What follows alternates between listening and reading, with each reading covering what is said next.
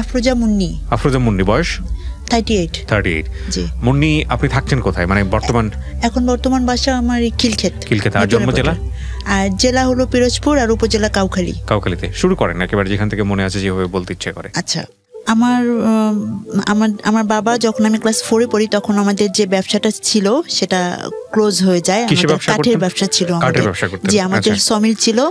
তখন আমি বড়, আমাদের বাসায় মানে ছেলে মেয়েদের মধ্যে বড়, আমি বড়। কয় ভাই বোন ছিলেন আপনারা? আমরা 3 বোন 1 ভাই।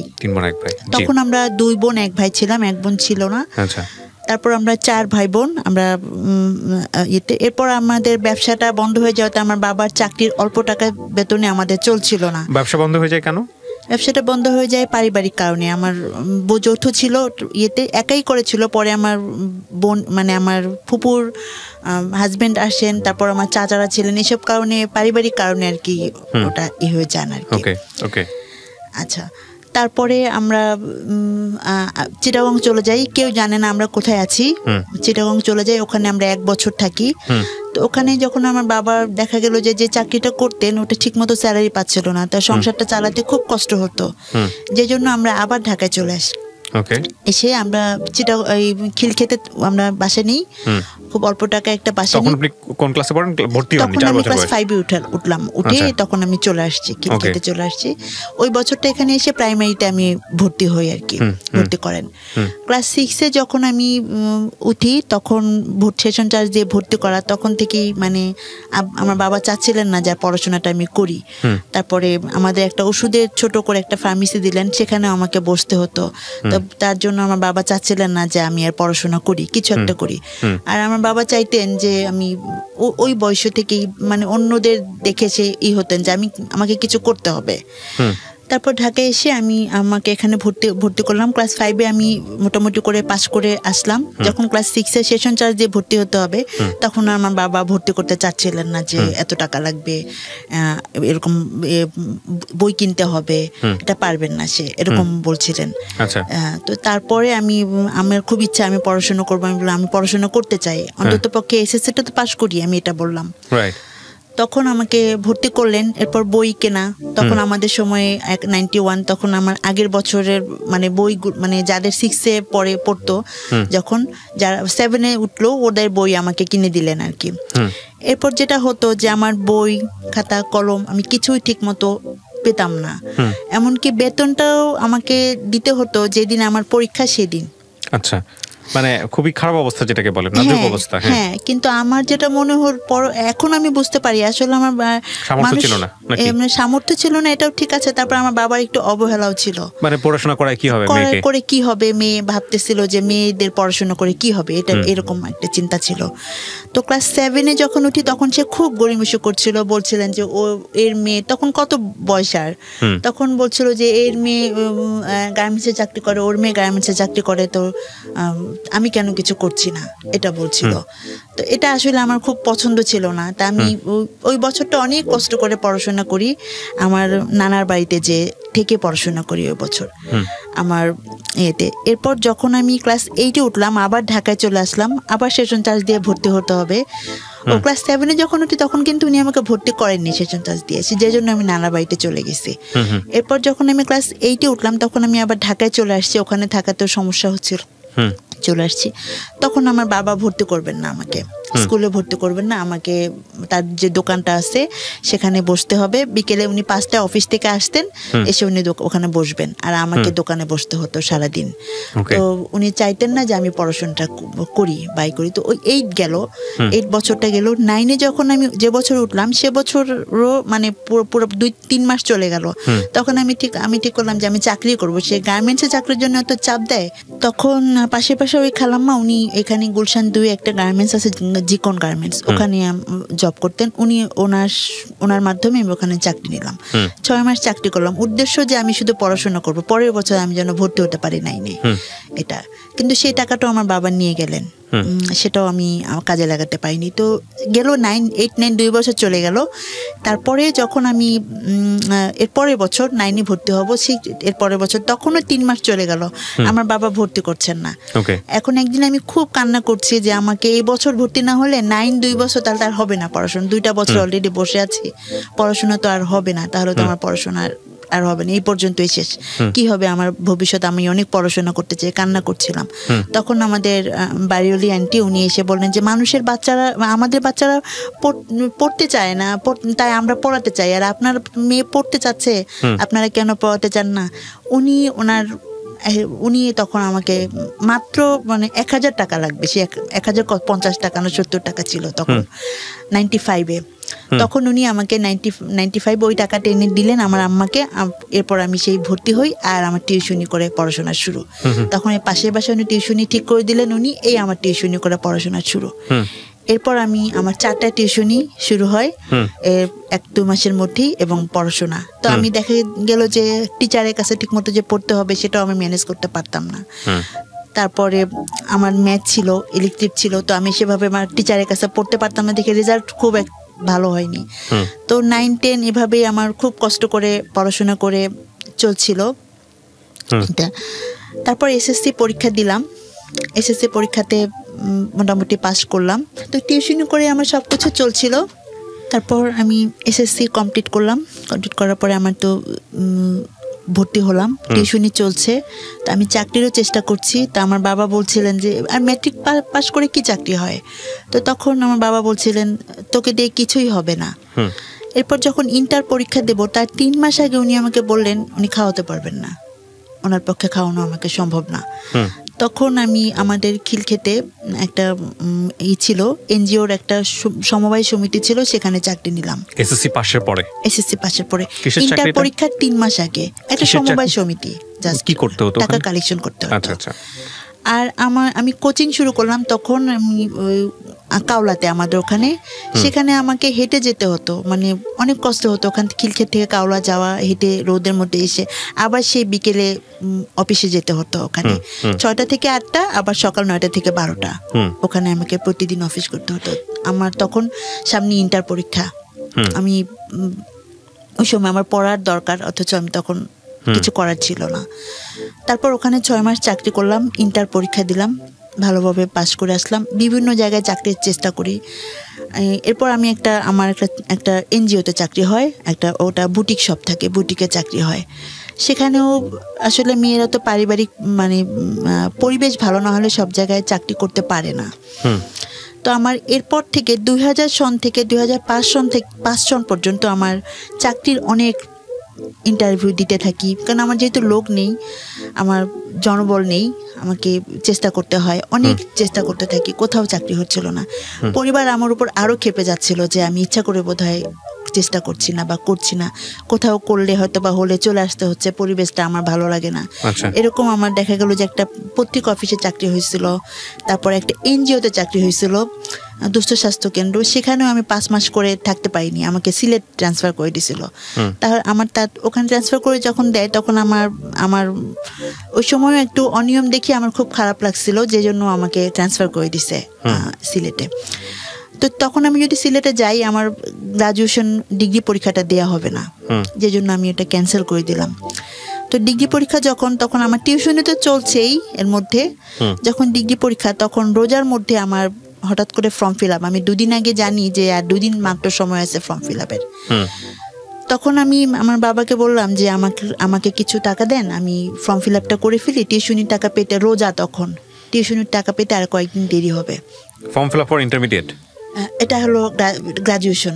গ্রাজুয়েশন কি একদম কি ফাইনাল ইয়ার নাকি ফাইনাল ইয়ারে? হ্যাঁ, এর মধ্যে আমি একটু বলি, হ্যাঁ এর মধ্যে আমি জব করছি না তখন, আমি এর মধ্যে ওই যে 5 মাস জব করে চলে আসছি। এর মধ্যে যেটা হলো যে আমি অর্থনীতিতে ভর্তি হয়েছিলাম তিতুমির কলেজে, কিন্তু আমাদের সময় তো প্রতি বছরে পরীক্ষা না দিলেও চলতো, আমি তো টিউশনি করে ঠিক মতো ক্লাস করতে পারতাম না। 3 বছরের পরীক্ষা একবার দিলেই হতো, 3 বছর মেয়াদি ছিল, কিন্তু ওই তখনই 4 বছর করে ফেললো, যে জন্য আমার পরীক্ষা মিস করলাম। তখন আমি অনার্স ফার্স্ট ইয়ার নিয়েছিলাম অর্থনীতি। তারপর আমি নর্মাল পাস করছে, বিএসএস আমি পরীক্ষা দিলাম, প্রাইভেট পরীক্ষা দিলাম, কিছু করার ছিল না যে বছরটা না মিস হোক, এই জন্য পরীক্ষা দিলাম। তো পরীক্ষা দেবো আর কি। তো তখন আমি পরীক্ষা দেওয়ার আগ মুহূর্তে আমার বাবার কাছে বললাম যে আমার কিছু টাকা লাগবে, আমি সে ফর্ম ফিল আপ করবো। তখন আমার বাবা বললেন যে টাকা নেই। তো আমি অনেক কলেজে গেলাম, তখন বললাম যে আমার তো 2 দিনের মধ্যে আমি টাকা ম্যানেজ করতে পারছি না, আমাকে সময় দেওয়া যাবে কিনা। তো বললেন যে জাতীয় বিশ্ববিদ্যালয়ের আন্ডারে এটা আমাদের আন্ডারে না, কিছু করার নেই আমাদের। যে জন্য বাধ্য হয়েই আমি আমার ওই মানে মিস হওয়ার মতো বছরটা। আর পড়ছে যে এটা তো রোজার মাস, অনেক সময় দেখা যায় অনেক কলেজ ফর্ম ফিল আপ ঈদের পরে করে। যদি জাতীয় বিশ্ববিদ্যালয় ঈদের পরে ফর্ম ফিল আপের সুযোগ দেয়, তুমি করতে পারবা ফর্ম ফিল আপ, এটা আমাকে প্রিন্সিপাল স্যার বলে দিলেন। ঠিক আছে, আমি করলাম। তো যাই হোক, আমার ফর্ম ফিল আপটা মিস হলো। আমার বাবা সেই সময়, সে রোজার ঈদ, তখন গ্রামীণ সিম 1200 টাকা, সে গ্রামীণ সিম একটা কিনলেন 1200 টাকা দিয়ে, অথচ আমাকে ফর্ম ফিল আপের টাকাটা দিলেন না। তো যাক, ঈদের পরে আল্লাহরই হুকুম, ঈদের পরে 7 দিনের সুযোগ দিলেন জাতীয় বিশ্ববিদ্যালয়ে। তখন আমি ফর্ম ফিল আপ করলাম, আমি পরীক্ষা দিলাম। এরপর আমি চাকরির চেষ্টা করছি। এরপর আমার একটা চাকরি হলো, অনেক করার পরে ইন্টেলিজেন্ট ইমেজ ম্যানেজমেন্ট লিমিটেড, ওখানে চাকরি হলো। এখানে পরিবেশটা ভালো ছিল। আচ্ছা, ইন্টার যখন দিই, তখন আমার পরিচিত একজন আমাকে খুব, আমার মনে হতো, মানে আমি তাকে পছন্দ করতাম, আমি জানতাম সেও আমাকে পছন্দ করে। তার সাথে আমার খুব ভালো সম্পর্ক ছিল। সে এখানে ঢাকাতে কোচিং করতে আসছিলেন, সেই সুবাদে তার সাথে আমার পরিচয়। তো তার সমস্যা হলে আমি তাকে হেল্প করতাম। তো আসলে আমিও তাকে খুব, মানে আমার ফ্রেন্ডদের কাছে বলতেন, আমি সেই সুবাদে বুঝতে পারলাম যে সে আমাকে পছন্দ করেন। আমিও তাকে কখনো সরাসরি বলিনি, সেও আমাকে কখনো সরাসরি বলেনি, কিন্তু বুঝতে পারতাম যে সে আমাকে পছন্দ করেন এবং আমিও তাকে পছন্দ করি, সেও সেটা বুঝতে পারতেন। তো আমরা মাঝে মাঝে ওই এয়ারপোর্টে যেতাম। এয়ারপোর্টে তখন ঘোরার মতো একটা ছিল, এখন তো নেই, যেতাম। তো আমার একটা বান্ধবী ছিল, তাকে আমরা দুজনই সবকিছু শেয়ার করতাম। আচ্ছা। তো এরপর আমি এরকম চলে, উনি ঢাকা থেকে চলে গেলেন, একটা বিশ্ববিদ্যালয়ে ভর্তি হলেন। ওনার পরে আমি জানতে পারি ওনাকে নাকি কারা বলছে, এয়ারপোর্টে যখন আমরা একদিন ঘুরতে গেছি, বলছে যে এমন একটা মেয়ের সঙ্গে তুমি ঘুরছো, তোমার ভবিষ্যৎ এত, তুমি দেখতে এত সুন্দর একটা ছেলে, এরকম নাকি বলছে। আচ্ছা। এটা বলাতেই তখন থেকে উনি মানে কেমন যেন একটু শুরু করছে। তা আমি বুঝতে পারিনি সেটা, তখন বুঝতে পারিনি। এরপর দেখি কেমন যেন একটু অ্যাভয়েড করছে, ফ্রেন্ড সার্কেলদের সাথেও যোগাযোগ তেমন করছে না, আমার সাথেও তেমন যোগাযোগ করছে না।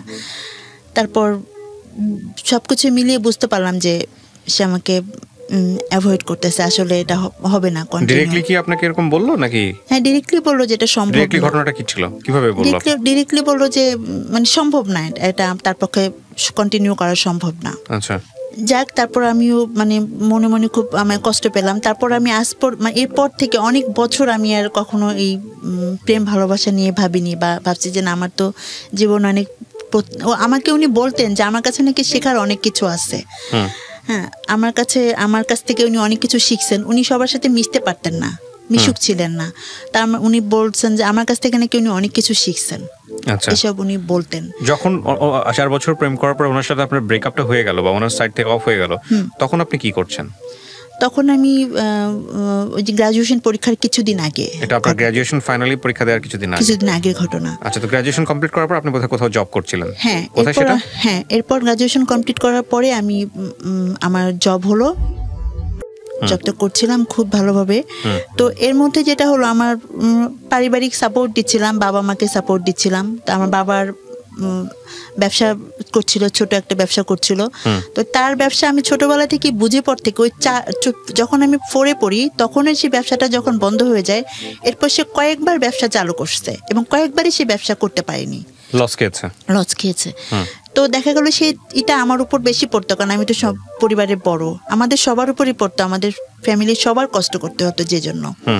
তো যখন আমার 2006-এ চাকরিটা হলো, তারপর থেকে আমি পরিবারকে সাপোর্ট দিতে শুরু করলাম। তো তারপর দেখা গেল তখন ভাবলাম যে হ্যাঁ এখন আমি ভালো একটা জব করছি, আমি চাইতাম যে আমার এমনভাবে বিয়ে হোক যে কেউ আমাকে ছোট করে না দেখুক বা আমার পরিবারকে ছোট করে না দেখুক, যেন আমি নিজেই গুছাই নিজেকে আমি আমার শ্বশুরবাড়িতে যেতে পারি, যেন কেউ আমাকে না কথা শোনায়, আমার বাবা মাকে না কথা শোনায়, এটাই আমি চাইতাম সবসময়। তাহলে আমার যদি কিছু টাকা পয়সা থাকে আমি সেভাবে একটা সাপোর্ট দিতে পারবো, একটু ভালো হবে। যখন আমি চাকরির পরে এরপর দেখা গেল যে ভালো মানে বিয়ের প্রস্তাবও ভালো আসছিল না, আসলেও আমার বাবা মা ভালো করে দেখে খোঁজ খবর নিয়ে যে বিয়ে দিবে সেটা করছিল না। একটা বিয়ে আসলো ভালো করে খোঁজ নিল না, কিন্তু বিয়েটা তো দুদিনের না। আমার মধ্যে একটা কেন যেন একটা চলে আসলো। আর তার চেয়ে আরেকটা হলো আমার মেজো বোন নিজে পছন্দ করে বিয়ে করছে, সেই হাজবেন্ডও বেশি ভালো ছিল না, নেশা করতেন। আমার আরো ভয় করতো যে একটা ছেলের ব্যাপারে সিদ্ধান্ত নিতে খুব সাবধানে নিতে হবে, যেন আমার বরটা মানে ভালো হয়, সবাই যেন বলে ভালো, সবকিছু মিলিয়ে টাকা পয়সা না থাকুক কিন্তু যেন সুন্দরভাবে সচ্ছলভাবে চলতে পারি। যে কষ্ট, আর্থিক কষ্ট যেভাবে আমি আমার পরিবারে করছি, যেভাবে কষ্ট করে পড়াশোনা করছি, এরকম যেন না হয় আমার ভবিষ্যৎ প্রজন্ম বা ভবিষ্যৎ, এটা আমি সবসময় চাইতাম। এরপর 6 সাল থেকে 12 সাল পর্যন্ত আমি 6 বছর চাকরি করছিলাম। এর মধ্যে আমার বাবা মা বা আমার বিয়ের জন্য ওভাবে আসলে করেননি, এখন ট্রাই ওভাবে করেননি। দু একটা আসলেও দেখা গেল যে ওই যে খোঁজ খবর ভালো মতো নিচ্ছেন না, পারিবারিক তাদের সে নিচ্ছেন না দেখে আমার ভালো লাগছে না যে একটা বিয়ে আসলো তার পারিবারিক ব্যাকগ্রাউন্ডটা জানতে হবে, সেটা ভালোভাবে নিচ্ছিলেন না। আসলেই তো আর বিয়ে হয়ে যাওয়াটা করাটা ঠিক না, এসব কারণে আমার বিয়ে হচ্ছিল না। আচ্ছা। তারপর 2009 সালে আমি হঠাৎ করে একটু আমার অ্যাপেন্ডিক্স অপারেশন হলো। আর 2010 সালে এসে আমার হঠাৎ করে একটা গাইনিকাল প্রবলেম শুরু হলো। আচ্ছা, গাইনিকাল প্রবলেম শুরু হলো কিন্তু কিছু ধরা পড়ছিল না। কি ধরনের প্রবলেম ছিল এটা? গাইনিকাল একটা প্রবলেম হতো আমার, ওই মেয়েদের যে সমস্যাগুলো হয় এরকম একটা প্রবলেম ছিল। তো এটা প্রতি সবসময় হতো, যে কারণে আমার অফিস করতে সমস্যা হয়ে যেত। ও আচ্ছা আচ্ছা, মানে এটা টাইমলি না হয়ে ইট ওয়াজ ইররেগুলার এবং এনি টাইম, মাসের মধ্যে বিভিন্ন সময় এটা হতো আর কি। তো কিন্তু প্রবলেমটা ডায়াগনোজ করা যেত না। না, ডায়াগনোজ করার জন্য আমি ট্রাই করছি, 3জন ডাক্তার দেখিয়েছি কিন্তু কিছু ধরা পড়ছিল না। আচ্ছা। এর মধ্যে আমার এক কলিগের সঙ্গে আমার বিয়ের কথা চলে এবং বিয়ে সবকিছু ফাইনাল হয়ে যায়।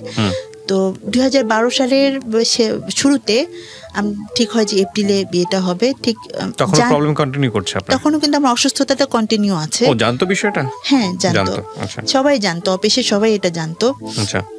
বাইরেও সবাই জানতো, এটা সবাই মোটামুটি যে জানতো যে আমার সবসময় সমস্যা। এরকম একটা পার্সোনাল প্রবলেম সবাই জানতো কিভাবে আমি বুঝলাম না। এটা আসলে জানতো যে আমি মাঝে মাঝে অসুস্থ হয়ে যেতাম, সেজন্য জানতো আর কি। তো জানুয়ারি মাসে যখন আসলো তখন আমার হঠাৎ করে চোখে দেখতে সমস্যা হলো। তো আমি আমার যেহেতু কাজ এটা ডাটা এন্ট্রি তৈরি করার কাজ, আমাদের তো কম্পিউটারের কাজ, এটা খুব কাছে থেকে লেখাগুলো কাছে থেকে দেখতে হয়। আমি তখন চোখে ডাক্তার দেখালাম, দেখানোর পর আমাকে পাওয়ার দিল। পাওয়ার দেওয়ার পর 1 সপ্তাহ পরে আবার পাওয়ার আমার কাজ করছে না। যখন পাওয়ার কাজ করছে না তখন আমি আবার ডায়াবেটিসের লক্ষণগুলো দেখা গেল। তো সবার মুখে খুব মানে সাইমultaneously হচ্ছিল, খুব র‍্যাপিডলি হচ্ছিল, খুব তাড়াতাড়ি হচ্ছিল। আর ডায়াবেটিসটা যখন আমার দেখা দিল তখন অনেক মিষ্টি খেতে ইচ্ছে করে, অনেক খাচ্ছি। তো এটা তো জানতাম যে মিষ্টি খেতে ইচ্ছে করাটা ডায়াবেটিসের লক্ষণ, এটা জাস্ট জানতাম, কিন্তু কত হলে যে ঠিক ডায়াবেটিস এটা জানতাম না। তখন আমি আমাদের এলাকাতে পরীক্ষা করালাম, পরীক্ষা করার পর বললো কি আপনার তো 30। আমি সন্ধ্যার পরে টেস্ট করেছি। 30 খাওয়ার পরে আমি মাত্র জিলাপি খেয়ে গেছি। তা আমি তো উনি বলে কি আমি বলি কি তো ওষুধ দেন, আমি তো জানি না 30 কত কি, এটা আমি বুঝি না, বুঝতাম না ডায়াবেটিসের এটা এই মাত্রাটা। তখন আমাকে বললেন যে তুমি কি বলতেছো, আমার পরিচিত বলে এক আঙ্কেল, তুমি কি বলতেছো, তুমি 30 মানে তুমি বোঝো, তুমি কালকেই বায়োডেমে যাবা, তোমাকে ইনসুলিন দিতে হবে। আমি তো খুব ভয় পেয়ে গেলাম, কি বলেন আপনি। পরের দিন সকালে আমি বায়োডেমে গেলাম, ডায়াবেটিস চেক করালো। ডায়াবেটিস চেক করার পরে 2 ঘন্টা সময় দিল। 2 ঘন্টা খুব ক্লান্ত লাগতো, ঘুম পেত, অফিসেও খুব ঘুম পেত ইয়েতে। তখন আমার অনেক ডায়াবেটিস ধরা পড়লো, 20-23, খালি পেটে 20, ভরা পেটে 23। খালি পেটে 20 তো অনেক। সঙ্গে সঙ্গে আমাকে ইনসুলিন দিয়ে দিল। ইনসুলিন চলছে, আমাকে হাঁটতে বলছে। আমি খুব বাসায় যে কন্টিনিউ সকাল বিকেল হাঁটছি। আপনার যখন ডায়াবেটিস ধরা পড়লো তখন আপনার বয়স কত? ডায়াবেটিস যখন ধরা পড়ে তখন আমার 30 বয়স। 30, বিয়ের কথা চলতেছে এবং মাঝখানে যেটা সমস্যার কথা বললেন ওটা আছে। ডিজাস্টার একেবারে বলা যেতে পারে। তারপর যখন হলো, আমি যেহেতু আমাকে অফিস করতে হবে, পরিবারকে সাপোর্ট দিতে হয়, আমার উপর ডিপেন্ড করে ফ্যামিলি। আমার ছোট ভাই বোন দুটা পড়াশোনা করছে, তারপর আমার মেজো বোন তো বিয়ে হয়ে গেছে, ওর একটা ছেলে আছে। তো সবকিছু মিলিয়ে বাবার তখন ব্যবসায় আবার 2010 সালে লস খেয়ে সে কুমিল্লায় চলে গেল। সে এখন পরিবারকে খুব বেশি সাপোর্ট দিতেই পারছে না, 3-4 হাজার টাকা করে বাসায় দিচ্ছেন। তো বাসা তো একটা ঢাকা শহরে বাসা ভাড়া অনেক, খাওয়া খরচ সবকিছু মিলিয়ে চলছিল না। তো সেখানে আমার উপর ডিপেন্ড, আমি যদি সেখানে অসুস্থ হয়ে থাকি কিভাবে কি চলবে। তো এরপর আমাকে কিছু টেস্ট দিল, যখন ডায়াবেটিস ধরা পড়লো তখন কিছু টেস্ট দিল। তা আমাকে তো সুস্থ হতে হবে, তাড়াতাড়ি অফিস করতে হবে, নাহলে তো স্যালারি পাবো না। আমাদের হলো কাজের উপরে স্যালারি, তাহলে তো স্যালারি পাবো না, কিভাবে চলবে, কিভাবে আমি চিকিৎসা করব, অনেকটা চিন্তার বিষয়। তো এরপর যখন 15 দিন আমি এভাবে হাঁটতে থাকলাম, যে আমি শুনছি যে হাঁটলে নাকি ডায়াবেটিসটা কন্ট্রোল হয়ে যায়, খাওয়া দাওয়া কন্ট্রোল করছিলাম, ইনসুলিন দিচ্ছিলাম সকাল বিকেল। 15 দিন পরে আমি যখন বাইডেমে গেলাম, আমাকে যে আমি একাই গেছি, যে আমি তো বুঝতে পারিনি আমাকে কি বলবে তারা। তা আমি গেছি, আমাকে যে বলার পর বললো যে আপনার সাথে কি কেউ আসেনি যে আমাকে বলবেন যে ডাক্তার। তো আমি বললাম যে না, কেউ আসেনি। তো বললো যে আপনি অনেক দূরে বাসা, ওখান থেকে আসতে অনেক সমস্যা, আমাকেই বলেন না, তাছাড়া সবাই ব্যস্ত, আসতে পারবে না। তখন বললেন যে আপনার পিটিউটারি ম্যাক্রো অ্যাডেনোমা টিউমার হয়েছে, আর এটার জন্য আপনার আমার চেহারা খুব বদলে গেছিল। চেহারাটা কেমন, এখন তো তা অনেক ভালো দেখাচ্ছে, চেহারাটা কেমন যেন, নাকটা মোটা হয়ে গেছিল, চেহারাটা ফ্যাকাশে হয়ে গেছিল, হাতের রগগুলো দেখা যেত। তো আসলে কেমন যেন এটা আপনার মোটা হয়ে গেছিল। বুঝতে পেরেছি। এটা কোথায়, স্থানটা কোথায় টিউমারের স্থানটা? টিউমারটা ব্রেনে, আমার পিটিউটারি ম্যাক্রো অ্যাডেনোমা, এখানে ব্রেনে টিউমারটা। এটা সবারই থাকে, এটাই হলো মেইন গ্রন্থি যেটা পুরো সম্পূর্ণ বডিকে কন্ট্রোল করে। ও মাই গড। তো এটা কি হচ্ছিল, আপনারা ডায়াগনোজ করে ধরা পড়লো কিভাবে? আপনার কি এটা বাইডেমে যখন আমাকে ওই ডায়াবেটিস ধরা পড়লো, তখন ওরা আমার হাতের ইগুলো দেখে, আমি যে 3 জায়গায় ডাক্তার দেখিয়েছি, ওরা কিছু ধরতে পারেনি। উত্তরাতে দেখিয়েছি আমি, ওই যে কচুক্ষেত একটা আর্মি ডাক্তার, ওনাকে দেখিয়েছি, কেউ ধরতে পারেনি এই সমস্যাটা। যখন আমি বাইডেমে দেখালাম, তখনই ওরা হাতের এই রগগুলো দেখে, চেহারাটা চেঞ্জ দেখে ওরা বললো, তখনই বলে দিল যে হয়তো আপনার একটা গ্রন্থি বেড়ে গেছে, অথবা আপনার মাথায় কোনো টিউমার হয়েছে। এটা ওনারা দেখেই বলছে। আমার চেহারা দেখে, চেহারা কেমন বিদঘুটে দেখাচ্ছিল আর কি, নাকটা এমন মোটা দেখাচ্ছিল, চেহারাটা কেমন ফুলেছিল। ওরা তখন আমাকে টেস্ট করালো, ব্রেনের আমার ভিজুয়াল ফিল্ড করা, চোখের ভিজুয়াল ফিল্ড করালো, ব্রেনের একটা এক্সরে করালো। আচ্ছা, ব্রেনের একটা এক্সরে করালো, আর আর কিছু টেস্ট, ব্লাডের কিছু টেস্ট করালো। সেই টেস্টে আমার ধরা পড়লো যে আমার পিটিউটারি টিউমার। তারপর উনি বললেন যে আমার একটা এমআরআই করতে হবে, আর বললেন যে এটা এখন কোনো ব্যাপারই না, আপনি ভয় পাবেন না, বাংলাদেশে এরকম অপারেশন অ্যাভেলেবেল হয়, এখন কোনো ব্যাপার না। কিন্তু আমাদের বাইডেমে এই অপারেশন নেই, এটা বঙ্গবন্ধু মেডিকেলে যেতে হবে, আপনি ওখানে যোগাযোগ করেন। উনি রেফার লিখে দিলেন। আমি যখন বললেন, তখন আমার কাছে ব্যাপারটা অত কঠিন মনে হয়নি। কিন্তু যখন আমি বের হলাম রুম থেকে, ডাক্তারের রুম থেকে বের হওয়ার বলি, কি বললো এটা, আমি তাহলে কি আমার আয়ু এত কম, আমার ব্রেনে অপারেশন করতে হবে, আর আমি এত টাকা পাবো কোথায়? আমার মধ্যে হতাশা চলে আসলো যে আমি কিভাবে কি হবে। তখন আমি বের হয়ে, যখন বঙ্গবন্ধু মেডিকেলের সামনে, ওখানে গাড়িতে উঠবো, আমাদের খিলক্ষেতে গাড়িতে উঠবো, ওখানে আমি দাঁড়িয়ে আছি, অনেক গাড়ি যাচ্ছে, আমি উঠবো, আমার কোনো জ্ঞান ছিল না। তো আমি গাড়িতে উঠে তারপর ফোন দিলাম বাসায়, আমার বোনের হাজব্যান্ডকে ফোন দিলাম, আর অফিসে এক কলিগকে ফোন দিলাম। তো ব্রেন টিউমার ধরা পড়লো। তো আমার তো এই সম্পর্কে কোনো ধারণা নেই।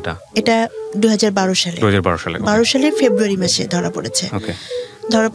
তো আমি তো ভাবতে পারছিলাম না কিভাবে আমি অপারেশন করব। তা বাসায় জানালাম, তো বাসায় সবাই চিন্তায় পড়ে গেল।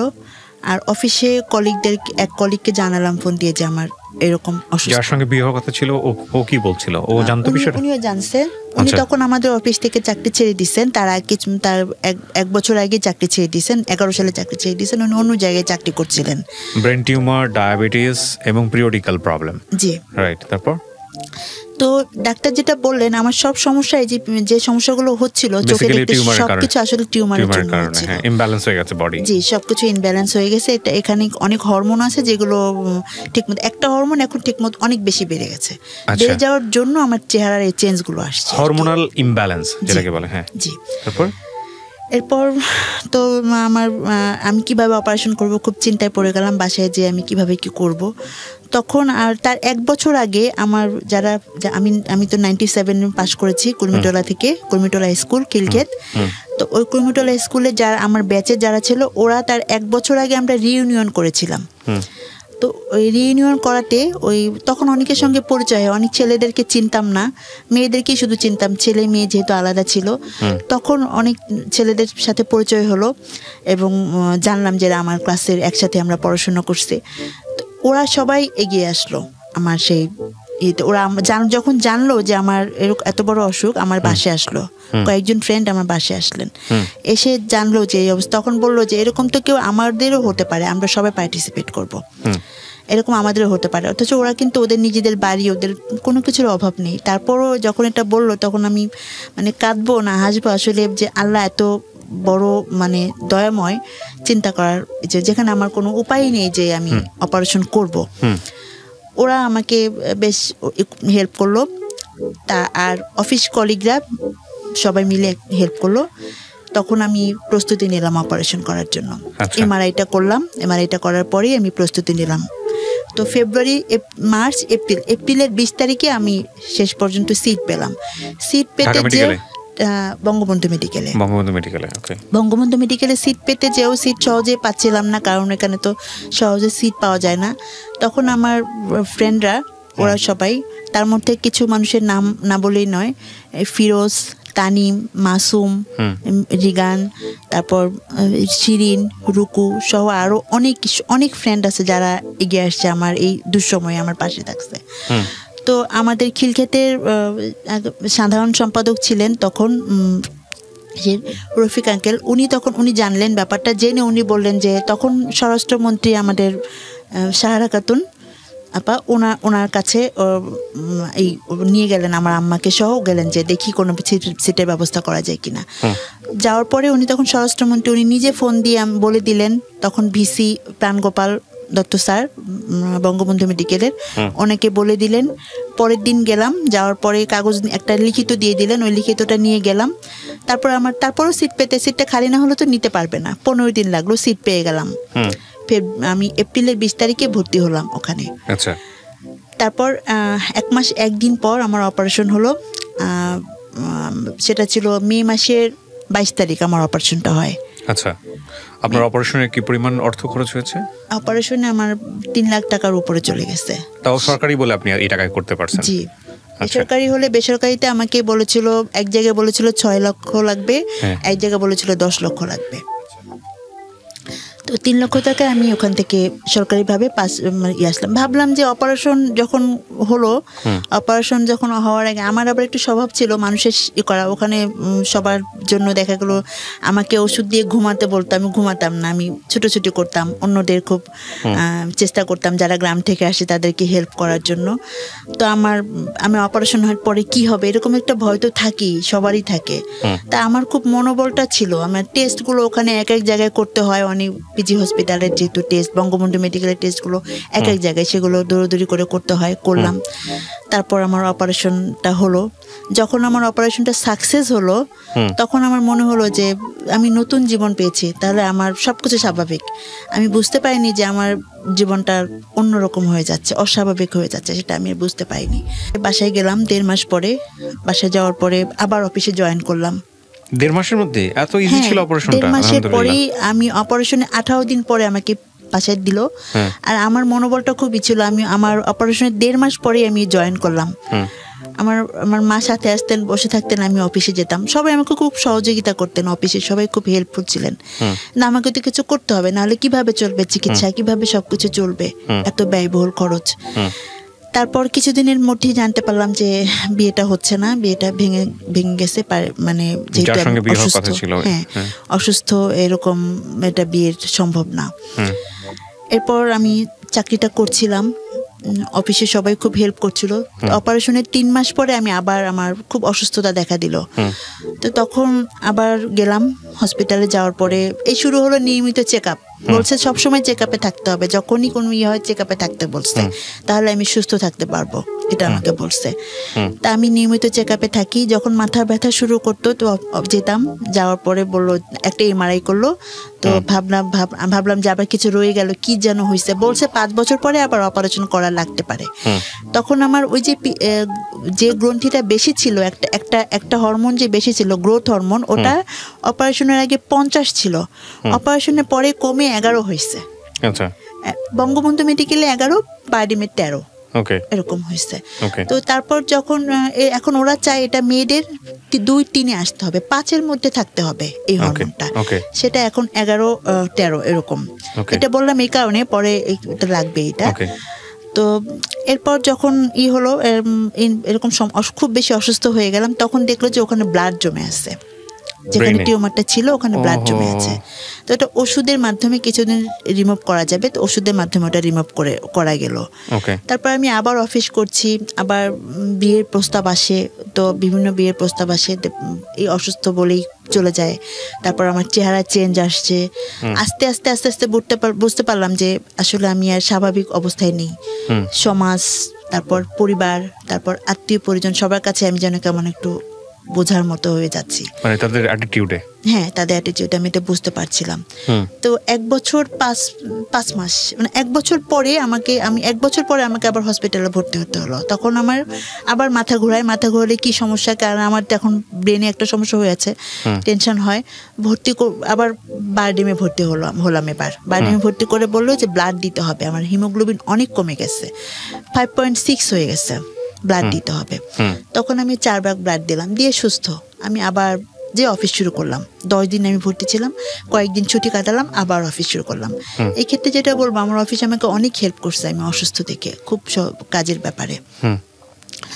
তারপর 1 বছর 5 মাস পরে আমার ওই যে গ্রোথ হরমোনটা ওটা আবার বেড়ে যেতে থাকলো, 21 হয়ে গেছে। তখন আমাকে ডাক্তার বললো এটা তো বেড়ে গেল, তো আবার অপারেশন করতে হবে। তখন আমাকে একটা গ্রোথ হরমোনটা কন্ট্রোল করার জন্য ট্যাবলেট আছে, ওই ওষুধটা দিলেন। তো সেই ওষুধটা যখন আমি খেতে দিল, তো আমি 1 মাস খেলাম। 1 মাস খাওয়ার পরই আমার হতাশা শুরু হয়ে গেল, যে আর কি হবে। আমি দেখলাম যে আমার ভবিষ্যৎ নেই, সবার মতো আমার ফ্রেন্ড সার্কেলটা সবার ছেলেদের বিয়ে হয়েছে, মেয়েরা বিয়ে করছে, সবারই বিয়ে হয়ে গেছে। তারা আমার লাইফটা কেন এমন হলো, আমি কেন বোঝা হয়ে গেলাম সবার কাছে। সমাজে সবাই কেউ আমাকে দেখে খুব কষ্ট পাচ্ছে, কিন্তু পেছনে যে আমাকে নিয়ে বদনাম করতেছে। এই যেমন অসুস্থতা আমার নিজের দান, আমি নিজে নিয়ে আসছি আল্লাহর কাছ থেকে, যে আমার বিয়ে হচ্ছে না এটাও আমার দোষ, সবকিছু আমার উপর মানুষ বলছিল দোষ। তো এটা আমি মেনে নিতে পারছিলাম না, বিভিন্ন কারণে মেনে নিতে পারছিলাম না, আমার খুব কষ্ট হচ্ছিল। তা আমি অনেক হতাশায় চলে গেলাম। তখন আমি ওই ওষুধটা, ডাক্তার বলছে ওষুধটা তাদের পরামর্শ ছাড়া মিস করা যাবে না। আমি অনেক ওষুধ তাদের পরামর্শ ছাড়া বন্ধ করে দিলাম, যে আর ওষুধ খেয়ে কী হবে, আর বেঁচে থেকে কী হবে, আমার জন্য মৃত্যুটাই শ্রেয়। ঠিক তার 6-7 মাস পরে, মানে আমার ঠিক অপারেশনের 2 বছর পরে 14 সালে এই আমার ওই ওষুধটা মিস করার কারণে আমার ওই হরমোনটা বেড়ে 30 হয়ে গেল। তখন আমাকে যেটা করলো যে এখন রেডিওথেরাপি দিতে হবে, এছাড়া কোনো উপায় নেই। রেডিওথেরাপিটা না, শুধু আমার ভুলের জন্যই রেডিওথেরাপিটা দিতে হলো। রেডিওথেরাপিটা দিল। রেডিওথেরাপিটা যখন দিলাম তখন মহাখালী ক্যান্সার হসপিটালে রেডিওথেরাপিটা দিলাম। ওখানে আমি থেরাপিটা দিচ্ছিলাম, 30টা থেরাপি দিলাম। 30টা থেরাপি দেওয়ার পর তখন আমার কিছু সাইড ইফেক্ট শুরু হলো, বেশ কিছু রেডিওথেরাপির যে সাইড ইফেক্টগুলো হয়, আমি বেশ অসুস্থ হয়ে গেলাম। এবং তার থেরাপিটা শেষ হওয়ার পরে 2 মাস পরে আমার আবার হসপিটালে ভর্তি হয়ে টেস্ট করে দেখবে কি করতে হবে। এরপর থেকে যেটা হলো, প্রতি বছরই আমাকে হসপিটালে ভর্তি হতে হতো। তো ওই 3 মাস পরে যখন আমি ভর্তি হলাম, তখন আমাকে দেখলো যে ব্লাড আবারও কমে গেছে অনেক, আর ওই হরমোনটা কিছুটা কন্ট্রোলে আসছে। যখন ব্লাড কমে গেছে তখন ওই ব্লাড দেওয়ার জন্য অনেক ট্রাই করলো, 3 ব্যাগ ব্লাড আমার যে দিল, কিন্তু ব্লাড নিচ্ছিল না শরীরে, কোনোভাবে ব্লাড দিতে পাচ্ছিল না। তো যখন আমি ওই রেডিও থেরাপিটা, তখন আমি বাসায় বসে থাকতাম, অফিস নাই ওই সময়। আমি ছোটোবেলা থেকে লিখতাম, কিন্তু লেখাটা ওভাবে পত্রিকাতে ছোটোখাটো এমনি লিখতাম, কিন্তু এটা যে কখনো মানে ওইভাবে লিখবো ভাবতে পারিনি। যখন আমি দেখলাম যে আমি একা হয়ে যাচ্ছি পারিবারিক কারণে, সামাজিক কারণে সব কিছু, তখন আমি আমার কথাগুলো লিখে রাখতাম, খাতায় লিখে রাখতাম হাতে। তো এরকম লিখতাম। তো তখন আমি যখন রেডিও থেরাপিটার সময় আমার বেশিরভাগ লেখাটা ওই সময়টাই লিখছি। তারপর যখন 3 মাস পর হসপিটালে ভর্তি হলাম, ওই সময় যখন হসপিটালে ব্লাডটা নিচ্ছিল না, তারপর আমি আরও বেশি আমার লেখাগুলো আরও লিখলাম যে আমি তাহলে কি আমি আর সুস্থ হব না। এরপর আস্তে আস্তে করে আরও অসুস্থ হয়ে গেলাম। রেডিও থেরাপি যখন আমাকে ব্লাডটা দিতে পারলো না, তার 2-3 মাস পর আবারও হসপিটালে ভর্তি করে এবার একটা ইঞ্জেকশন দিয়ে তারপর আমাকে ব্লাডটা দেওয়ার চেষ্টা করলো। এই সময় যখন ব্লাডটা দিল, ব্লাডটা নিল, তো ঠিক তখন বইমেলা চলে আসছে। বইমেলা চলে আসার পরে তখন আমি বইমেলায় গেলাম, বড় একটা প্রকাশনা, তাদের সঙ্গে কথা বললেন যে আপনি কি লেখাটা হাতে লিখছেন না কম্পিউটারে লিখছেন? আমি বললাম আমি তো হাতে লিখছি। বললো আপনাকে কম্পিউটারে টাইপ করে তারপর আমাদের কাছে মেইল পাঠান। উনি ফোন নাম্বার দিল আর একটা মেইল অ্যাড্রেস দিলেন। তো আমি তখন সেই নাম্বারটা এরপর আমি আমাদের অফিসে ইংরেজিতে টাইপ, বাংলা টাইপ না, বাংলা টাইপ শিখলাম। আমি শিখে বাসায়, যেহেতু দোকানে এত টাকা দিয়ে করার মতো আমার ছিল না, যখন আমার খুব ইচ্ছে যে আমি বাঁচি আর যাই করি, আমার জীবনে তো ভবিষ্যৎ নেই আমি জানি, কিন্তু তারপর আমি যেন একটা বই করে যেতে পারি, আমার জন্য একটা লেখা আমি যেন লিখতে পারি। আমি সবসময় বইমেলায় যেতাম প্রতি বছর, আমার খুব ইচ্ছে হতো যে আমি কখনো পাঠক না, আমি লেখক হিসেবে যেন কখনো বইমেলায় যেতে পারি। তো আমার বিশ্বাস ছিল যে আমার লেখাগুলো যে পড়বে তার ভালো লাগবে।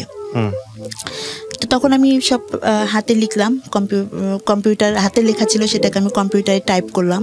টাইপ করার পরে আমার লেখাগুলো আমি ওই মেইলে পাঠানোর পরে সেই লেখাটা, সে বড় প্রকাশনা একটা, ওনারা দেখলেনই না লেখাটা। আমি চাইছিলাম যে আমার লেখাটা বড়, আমি আসলে বুঝি নাই। তো তখন আমার লেখাটা ওরা করলেন না, মানে দেখলেন না।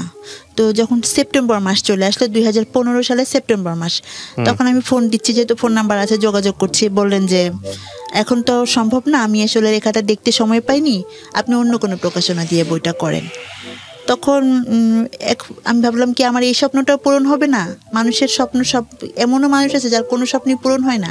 আমার মধ্যে কেমন কষ্ট কাজ করছিল যে আমার তো কিছুই নেই, আমি কিভাবে সব কিছু করবো? আমার একটাই স্বপ্ন, এটাও কি বিধাতা আমাকে পূরণ করতে দিবেন না? তখন আমি, আর অনেকেই জানতেন আমি লিখি, বই করতে চাই, এটা আমার অফিস কলিগরা খুব সাপোর্ট দিতেন। অনেক আপুরা আছেন, কবিতা আপু, নাজমা আপু, পারভেজ ভাইয়া, রাফাজা আপু, নীলুফা আপু, মিজান, ওরা সবাই আমাকে খুব লেখার ব্যাপারে সাপোর্ট দিতেন যে আপনি লিখেন, আপনি ভালো করতে পারবেন। এরপর একজন পরিচিতের মাধ্যমে একটা প্রকাশনায় দিলাম, ওরা গাইড বই করে, ওরা আসলে সৃজনশীল বই করে না। বলছে আমরা করে আমরা একটা যারা স্টল পায় এদের একটা পরিবেশনায় দিয়ে দেব। তখন ওরা পরিবেশনায় একটা প্রকাশনাকে দিয়ে দিল। আমার বাসা থেকে সবাই বলল বই করে কি হবে, বইগুলো তো পড়ে থাকবে, শুধু শুধু টাকা নষ্ট, টাকা দিয়ে বই করতে হবে। আর আমার ফ্রেন্ড সার্কেলরা অনেকেই বললো বই করে কি হবে, তুমি লিখো, আমরা তো জানি, তুই লিখিস আমরা জানি, আমার বই করে কি হবে, বই করা দরকার নেই, এমনিতে তো আমরা তোর লেখা জানি, এটুকে তুই লিখতে পারিস, লিখতে ভালো জানিস, আমরা তো জানি, তো বই করে কি হবে। তা আমি ভাবলাম যে না, বই পাশে পড়ে থাকুক, তবু আমি করব। তখন আমি ধূসর কন্যা আমার প্রথম বইটা করলাম। তো যখন বইমেলায় আমি যেতাম 2016 সালে, তো যেহেতু যে প্রকাশনীতে পরিবেশনায় ওরা আমার বইটা করেনি, ওরা তো ভালো করে আমার বইটা করতেন না, সেলের ব্যাপারে চেষ্টা করতেন না। আর নতুন একজন, আমি বুঝলাম যে নতুন ওখানে অনেক আছে আমার মতো, কার বই, ওখানে যারা পুরাতন, যারা খুব ভালো নাম করা রাইটার, ওদের বই সবাই কিনবে, আমি ওখানে আমার বই কেউ হয়তো ওভাবেই করবে না। ঠিক তখন আমার যে ট্রিটমেন্ট করেন বঙ্গবন্ধু মেডিকেলের একজন বড় ডাক্তার, বিভাগীয় প্রধান, এন্ডোক্রাইন হরমোনের ট্রিটমেন্ট করেন উনি, ফরিদুদ্দিন স্যার, ওনাকে আমি একজন জুনিয়র ডাক্তার আমাকে দেখতেন, হালিম স্যার, উনিও লেখালেখি খুব পছন্দ করতেন, কবিতা লিখতেন। তো উনিও বললেন যে এখন লেখালেখি করে কিছু হবে না, এখন অনলাইনের যুগ, এখন ডিজিটাল যুগ, এখন তো সবাই এতেই পড়ে, কোনো নেই। তারপর তুমি যখন করতে চাও করো। তো করলাম, বইটা করে আমি জাস্ট কিছু বই নিয়ে ওই সার্কিটিতে হালিম সার্কিটিতে গেছি। উনি বললেন যে একটা স্যারকে বই দেন, নাম লিখে দেন, উনি কী কী লিখতে হবে তাও বলে দিলেন। তা আমি স্যারকে দিলাম। আমি জানি স্যার অনেক ব্যস্ত থাকেন, 2টা পর্যন্ত হসপিটালে থাকেন, বিকেলে উনি পপুলারে বসেন, তো উনি হয়তো 5টা থেকে সে অনেক রাত পর্যন্ত থাকেন। তো উনি তো আমার বই দেখার সময় পাবেন না, পড়ার সময় পাবেন না। তবুও উনি যখন আমাকে ট্রিটমেন্ট করেন, উনি হয়তো বা সেই ইয়েতেই হয়তো বা দেখতেও পারেন বইটা এই জন্য আমি ওনাকে বইটা দিলাম। আমি 1 সপ্তাহ বইটা দিয়ে আর 1 সপ্তাহ পরে আমি হসপিটালে গেলাম। আমাকে ভর্তি হইতে হবে আবার, যেহেতু প্রতি বছর আমাকে ভর্তি হইতে হয় কোনো না কোনো কারণে। এরপর থেকে 16 সাল থেকে যেটা হলো, আমার হরমোন ওই বছরই যখন ভর্তি হব তখন এরপর থেকে অনেক হরমোন ইনব্যালেন্স হয়ে গেল। শুধু ওই যে গ্রোথ হরমোনটা প্রবলেম ছিল, ওটা মোটামুটি কন্ট্রোলে চলে আসলো, কিন্তু sodium, potassium, haemoglobin, steroid, thyroid, others হরমোনগুলো ইনব্যালেন্স হয়ে গেল। কোনোটা কম, কোনোটা বেশি, এরকম প্রবলেম হয়ে গেল। আমাকে সব ওষুধ খেতে হবে, আমাকে জানালো যে সব ওষুধ খেতে হবে। তখন ওই 1 সপ্তাহ পরে আমি যখন গেলাম, তখন টেস্ট করার পরে উনি আমাকে ভর্তি হতে বললেন। ভর্তি করার পরে উনি আমাকে, ওনাদের একটা কর্নার আছে, ওখানের দিকে অনেক জুনিয়র ডাক্তাররা ছিলেন, ওদের সামনে উনি বললেন যে এই তোমরা কি জানো ও আমাদের পেশেন্ট কি একটা বই লিখেছে, সেই বইটায় যে তথ্যগুলো লিখেছে, এমআরআই করার পরে কি অবস্থা হয়, হসপিটাল জীবন কেমন হয়, আশেপাশে যেই থাকে মৃত্যুগুলো কেমন হয়, এগুলো কিন্তু আমরা অনেক কিছু জানি না। আমরা একটা পেশেন্টকে চিকিৎসা দিয়ে ছেড়ে দিই, তারপর সেই পেশেন্টের মনের অবস্থা কি হয় আমরা এটা জানি না। এই পেশেন্টটা কেমন থাকে, কি অবস্থায় থাকে আমরা কিছু জানি না, আমরা চিকিৎসা দিয়ে ছেড়ে দিই। তো এই বইটা অনেক কিছু শিক্ষামূলক আছে, অনেক কিছুই আছে, যে আমি ওখানে অনেক মৃত্যু দেখেছি, যে আমার চোখে সেই মৃত্যুগুলো আমি লিখেছি আমার বইটাতে, যা আমার খুব খারাপ লেগেছে। আমার রুমে যে অনেকগুলো মানুষ মারা গিয়েছে, তারপর আমার মতোই একটা মেয়ের অপারেশন হয়েছে, সেই মেয়েটাও মারা গিয়েছে, ওগুলো আমি আমার বইয়ে তুলে ধরেছি। তো তখন স্যার বললেন যে ওর বইটা তোমরা সবাই পড়ে দেখবা, এখানে অনেক কিছু শিক্ষামূলক আছে, এটা সব ডাক্তারদের কাছেই থাকা উচিত এই বইটা। আমি তো একদম পুরাই অবাক হয়ে যাই যে উনি আমার বইটা কখন বললেন যে আমি বইটা পড়বো কখন, সময় পাচ্ছিলাম না। আমি যখন গাড়ি দিয়ে বাসায় যাই বা হসপিটাল থেকে, তখনই আমি ওর এই 2-3 দিন ওর বইটা পড়ে শেষ করছি। তা আমার ওর বইটা খুব ভালো লাগছে, তোমরা সবাই ওর বইটা পড়বা। উনি আমাকে ভর্তি লিখে দিলেন। আমি ভর্তি হয়ে গেলাম ডি ব্লকের 16 তলাতে, ওখানে ভর্তি হলাম। এরপর ভর্তি হওয়ার পর দেখি যে অনেক ডাক্তাররা আমাকে আসেন, আর আমার যেহেতু আমাকে সবসময় জিজ্ঞেস করেন, আমাকে সব হিস্টোরিটা নেন, আমার এই পিটিউটারি টিউমার সম্পর্কে ওনারা করেন, অনেক তথ্য জানতে আসেন, বা এটার কী ধরনের, এটা নিয়ে গবেষণামূলক কাজ করেন। তখন ওই মুহূর্তে ঠিক আমাদের নিউরোসায়েন্স হসপিটাল আগারগাঁও আর বঙ্গবন্ধু মেডিকেল, ওরা আমার যে টিউমারটা পিটিউটারি ম্যাক্রোঅ্যাডেনোমা, এই টিউমারটা নিয়ে ওরা গবেষণা করছিলেন। তো ওইখানে আমার যে এই ফরিদ স্যার, উনি ওখানে বক্তৃতা দিয়েছেন, কথা বলেছেন, ওখানে উনি আমার কথা বলেছেন যে আমার এক পেশেন্ট এরকম এই লিখেছেন। এরপর অনেকগুলো ডাক্তার, 40-45 জন ডাক্তার একদিন আসছেন, এসে দূর থেকে আমাকে দেখছে না, কারণ আমি লজ্জা পাচ্ছি, কারণ আমার চেহারাটা চেঞ্জ। ওরা দেখলেই বলে এটা অ্যাক্রোমেগালি পেশেন্ট। আমি তো বুঝি না এটা ঠিক কেন বলেন, তা বুঝতাম যে আমার চেহারা যে চেঞ্জ, এই কারণে ওনারা বলেন এটা যে অ্যাক্রোমেগালি পেশেন্ট, এটা বলেন, এটা আমি বুঝতাম। 904 ওকে, আমরা যেখানটায় ছিলাম তারপর তো আমি ভাবছিলাম যে দূর থেকে মনে ওনারা দেখছেন, তা আমি খুব লজ্জা পাচ্ছিলাম যে আমাকে দূর থেকে এসে এরা কি দেখছে কেন এরকম। তো একজন এসে বললেন যে আমার নাম জিজ্ঞেস করলেন, তা আমি বললাম যে এটাই আমার নাম। তো উনি বললেন যে আসলে নিউরোসায়েন্স হসপিটালে আজকে স্যার আপনার কথা বলেছেন, আপনার এরকম বই লিখেছেন, আপনার কী সমস্যা, এই সব কিছু শুনলেন, এবং ওনারা আমার অনেকগুলো বই নিয়ে নিলেন। তো তখন আমি বুঝতে পারলাম আপনার প্রথম বই ছিল। কি নাম ছিল? ধূসরকন্যা ছিল তখন প্রথম খণ্ড করব ওটা ভাবিনি, তখন পরে আমি প্রথম খণ্ড করেছি। তো তখন আমি মাত্র 500 বই করেছিলাম। তা আমার অনেক বই সেল হয়ে গেল। এবারে বইমেলাতে পাওয়া যাবে আপনার ওই বইটা? এবার বইমেলাতে আমার বইটি আছে। কোথায় আছে এটা? এটা হলো অমর প্রকাশনীতে, আমার প্রথম খণ্ড, দ্বিতীয়, সবগুলো বই এখন অমর প্রকাশনীতে পাওয়া যাবে। কি নামে পাওয়া যাবে? ধূসরকন্যা প্রথম খণ্ড, ধূসরকন্যার দ্বিতীয় খণ্ড, 2টা, আর একটা প্রবন্ধ আছে, সেটা হলো ছিটমহলের দিনগুলি। এটা হলো ছিটমহল বিনিময়। কত নম্বর স্টল মনে আছে? স্টল নাম্বারটা আমার সঠিক এখন মনে নেই। কি নাম, কি প্রকাশনী বললেন? অমর প্রকাশনী। বইমেলাতে স্টল আছে ওদের? জি বইমেলাতে স্টল আছে, এটা অনেক পুরাতন প্রকাশনী। যদি কেউ সংগ্রহ করতে চান আপনারা সংগ্রহ করতে পারেন। হ্যাঁ বলেন তারপর। তারপর ধূসরকন্যা তখন ওই বইটা আমার যখন আমি বুঝতে পারলাম যে আমি পারবো, আমাকে দিয়েই হবে। আমাকে সবাই যে বলছে যে বই পড়ে না, এই ডিজিটাল যুগ এটা সেটা, কিন্তু আমি তো পেরেছি। আমার বইগুলো সেল হয়ে গিয়েছে, অফিসের সবাই কিনে নিল, বললো চমৎকার বই হয়েছে। আমার মধ্যে আত্মবিশ্বাস চলে আসলো যে না, আমি পারবো। জীবনের সব কিছু, হ্যাঁ আমার জীবন তো থেমে থাকে না কারোর জন্য, জীবন চলতেই থাকবে, এগিয়ে যাবে, যেতেই থাকবে, কি কারোর জন্য কোনো কিছু থেমে থাকবে না। আর আমার একটু কিছু করার, মানুষের জন্য কিছু করার একটা টেন্ডেন্সি ছিল, সেটাও যেন আমি করে যেতে পারি। মৃত্যু তো হবেই, এখন আমার মধ্যে চলে আসলো মৃত্যু হবে 2 দিন আগে 2 দিন পরে, কিন্তু যদি কিছু করে যেতে পারি সেটাই হলো আল্লাহর কাছে শুকরিয়া। তো 16 সালটা এভাবেই এরপর আমি যে ভাবলাম যে আমার পরবর্তী কিছু গল্প নিয়ে আমার 2য় খণ্ড বইটা করব। এরপর আমি 2য় খণ্ড বইটা করলাম, করার পর আমি তখন আমি প্রথম পুরস্কার পেলাম 2য় খণ্ড বইটার জন্য মুক্তিযোদ্ধা বিষয়ক মন্ত্রীর কাছ থেকে। আমার 2য় খণ্ড বইটার জন্য পুরস্কার পেলাম প্রেস ক্লাব, অমর প্রকাশনী থেকেই বইটা প্রকাশিত হলো, প্রেস ক্লাবে অনুষ্ঠানটি হলো, সেখানে আমি পুরস্কার পেলাম। তখন আমি ভাবলাম যে আমি তো পারবো, আমাকেই পারতে হবে। জীবন কখনো কারোর জন্য থেমে থাকে না, যত কষ্ট হোক, যত কিছু হোক, আমাকে পারতেই হবে। বাধা আসবেই, জীবনে চলার পথে বাধা আসবেই, সবার জীবন তো একরকম হয় না, এটা আমার মধ্যে চলে আসলো। তার কিছুদিন পরে, পুরস্কারটা পাওয়ার কিছুদিন পরে একটা অনুষ্ঠানে আমি একটা অনুষ্ঠান পেলাম ঢাকা রিপোর্টার্স ইউনিটে। সেখানে পেলাম সাবেক প্রেসিডেন্ট বি চৌধুরী স্যারকে। তো উনি এমন একজন বয়স্ক একজন মানুষ, আমি জাস্ট তখন আমার 2টা বই বেরোলো, প্রথম খণ্ড 2য় খণ্ড, 2টা বই মাত্র বের হয়েছে। তো 2টা বই আমি ওনাকে দিলাম। দেওয়ার পরে উনি বললেন উনি তো ডাক্তার, উনি আমাকে দেখেই বুঝলেন তুমি অ্যাক্রোমেগালি পেশেন্ট, তোমার এই সমস্যা। তো এতে আমি বললাম জি। অ্যাক্রোমেগালি হলে যেটা হয় চেহারার মধ্যে চেহারাটা চেঞ্জ আসে, নাকটা কেমন চেঞ্জ হয়ে যায়, চেহারাটা কেমন চেঞ্জ, উনি আমাকে দেখেই বুঝতে পারলেন। আমি আরেকটা ইন্টারভিউ করেছিলাম অ্যাক্রোমেগালির উপরে। এটা একটু বেড়ে গেছে আমার, এটা এরকম, আমার চেহারাটা এরকম ছিল না, এরকম কিছু চেঞ্জ আসে, চেঞ্জগুলো উনি দেখেই বুঝতে পারলেন, স্যার দেখেই বুঝতে পারলেন।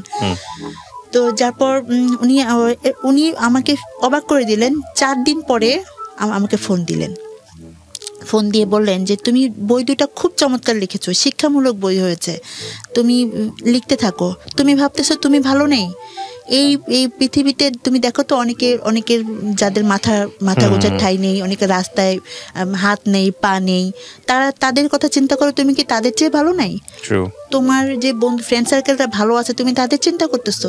তুমি দেখো না যারা ভালো নেই তাদের কথা চিন্তা করো, তুমি কি তাদের চেয়ে ভালো নাই? যখন তুমি কেন ভাবতেছো তুমি ভালো নেই?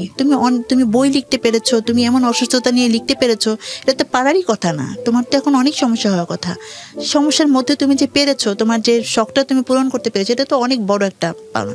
তুমি কেন ভয় পাচ্ছ? আমি এটা বুঝলাম না। উনি আমাকে অনেক কিছু বললেন এবং বললেন তুমি বাসায় এসো, আমি তোমার সঙ্গে পরে একসময় কথা বলবো। উনি আমাকে আধা ঘন্টা অনেক কিছু বুঝালেন।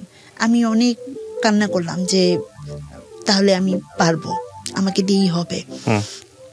স্যার যখন, উনার মতো মানুষ অনেকেই আমার বইটা, আর যেটা হতো তখন আমার বইটা অনেকেই দেখা যায় যে ফ্রেন্ড সার্কেলদের মধ্যে বাইরে অনেকেই বলতো কি যে সময় নেই, বই পড়ার সময় নেই, বই এখন পড়ে কে? তা আমার নিজেরই খুব খারাপ লাগতো এসব ইয়েতে। তো তখন আমার আত্মবিশ্বাসটা আরো বেড়ে গেল যে না, আমি পারবো, আমাকে দিয়েই হবে। 16 সাল গেল, এরপর এভাবে আমি আবার নতুন বই লেখা এতে থাকলাম, জবও করতেছি। আমার ওই যে অফিসে ছিলাম ওখানে জবও করতেছি, অসুস্থ থাকি। তারপর ওনারা আমাকে অনেক স্যাক্রিফাইস করেন, অফিসে সবাই একটু অসুস্থ হলে আমাকে বাসায় পৌঁছে দেওয়ার ব্যবস্থা করেন, তারপর আমার বই নেন, এভাবে আমার চলছিল।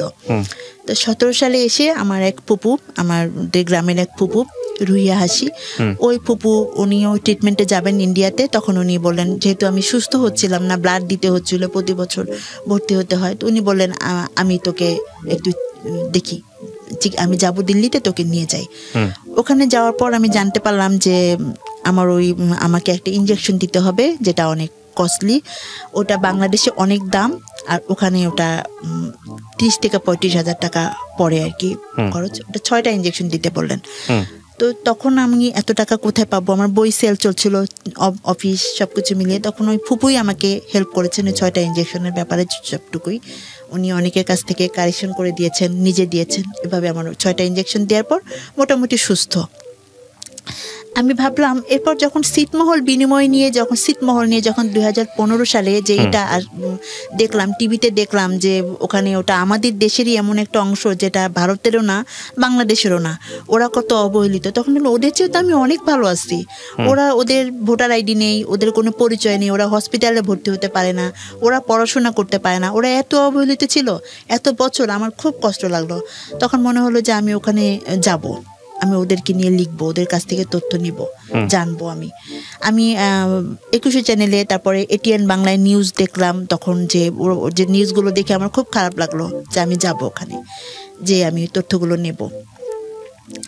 এরপর আমি ছিটমহল গেলাম, দাসিয়ার ছড়া সেই নাগেশ্বরী, ওখানে গেলাম।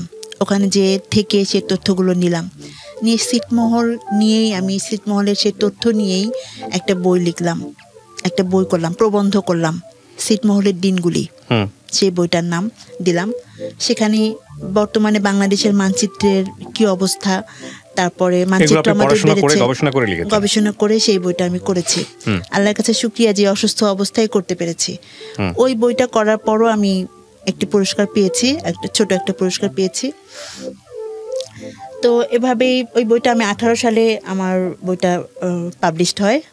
এরপর বইটা হাসানুল হক ইনু স্যার উনি বইটার মরুকোন্মোচন করেন। মরুকোন্মোচন করার পর উনি বলেন যে বইটাকে আমি পেতে পারি ওই ইয়েতে।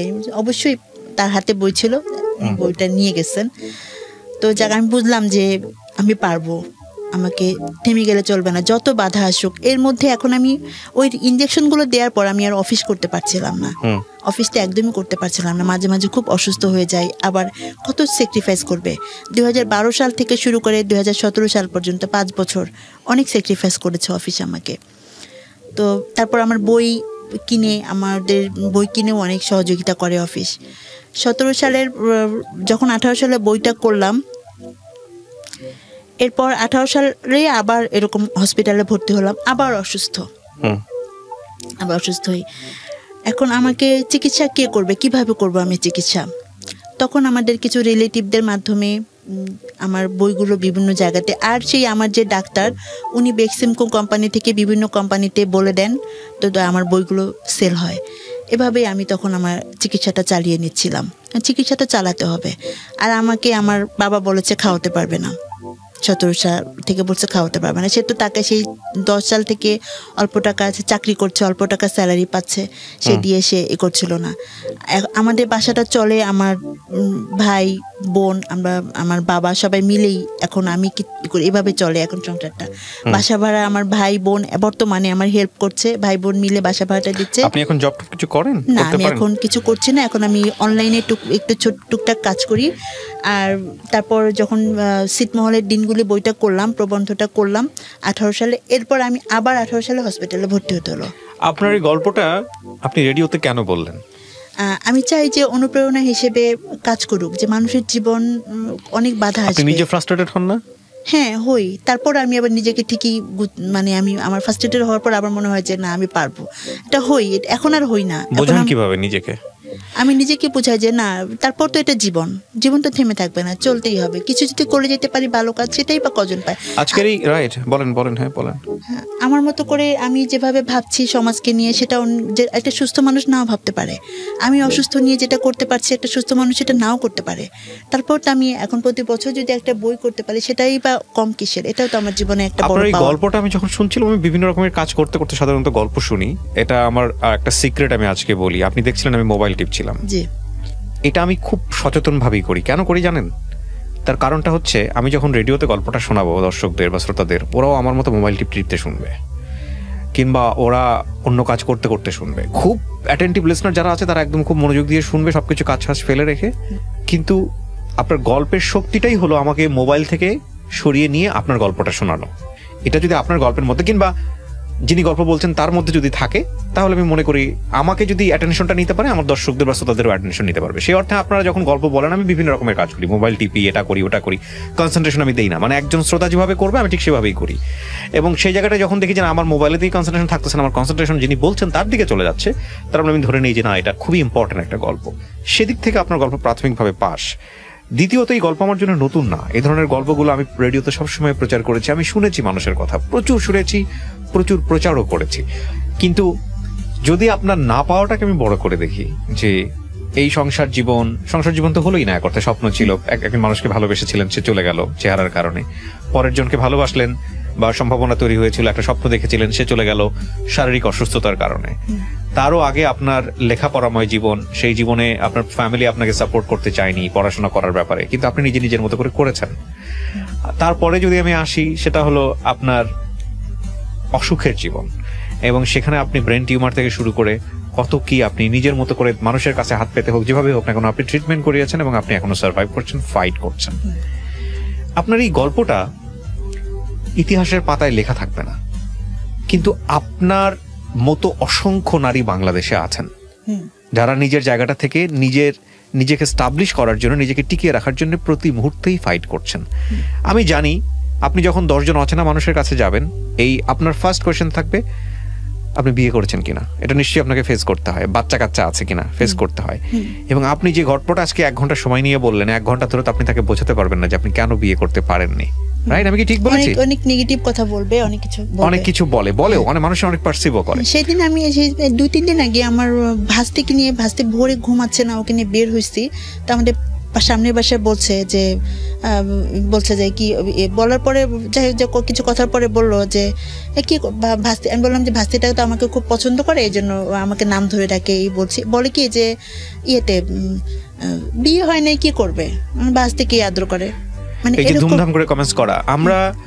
আমি এই কথাগুলো এই কারণে বলছি, প্রিয় দর্শক এবং শ্রোতা, দুটো অ্যাঙ্গেল আছে আজকের এই গল্পে। একটা হচ্ছে যে একজন মানুষ আসলে, আপনি যদি সৃষ্টিকর্তাকে বিশ্বাস করেন, তাহলে প্রত্যেকটা মানুষকে আল্লাহ সৃষ্টি করেছেন তার ইবাদতের জন্য, এবং প্রত্যেকটা মানুষকে তিনি বিশেষ কিছু গুণাগুণ দিয়ে পৃথিবীতে পাঠিয়েছেন। সেই গুণ আপনি হয়তো খালি চোখে দেখতে পাই না।